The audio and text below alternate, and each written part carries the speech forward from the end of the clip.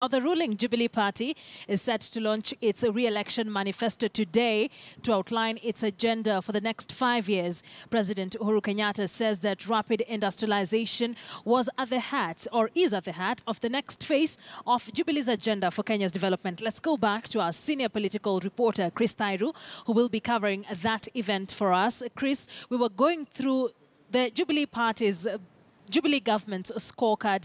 But what new things do we expect to see in this next manifesto?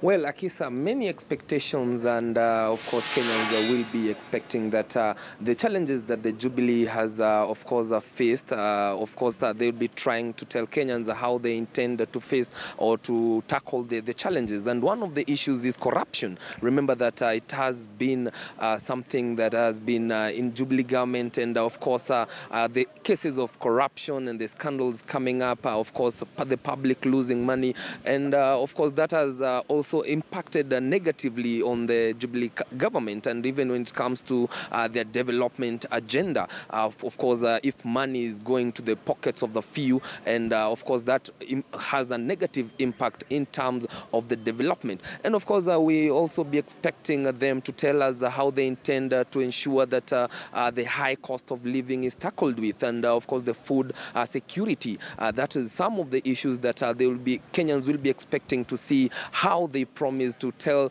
if at all they will be re-elected back to office, how they intend to tackle that. But we've seen they've been really boasting that they've done much when it comes to infrastructure, and one of their flagship projects has been the standard gauge railway. They've been saying that at least it will ease the transportation from Mombasa to Nairobi and from Nairobi to Mombasa. It will be easier. And when it comes to the healthcare, we've seen, although there have been challenges in regards to the doctor strike, the nurses strike, but we've seen in terms of the free maternity, that has one of the promise that they made sure that that at least it has come to pass. And on the education sector, as I initially told you, they've promised that from next year there will be free secondary education to top up with the free primary education that was started by the Grand Coalition government during the Kibaki time. And they've managed to ensure that that project continues, although there have been so many challenges,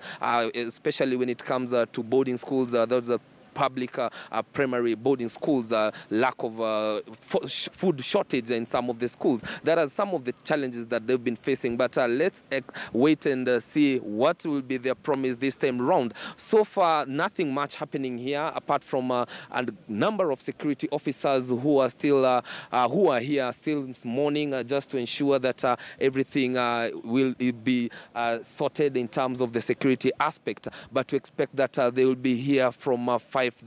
That is the president and his deputy, and of course some of the candidates who are contesting various elective positions in the coming general elections. Akisa.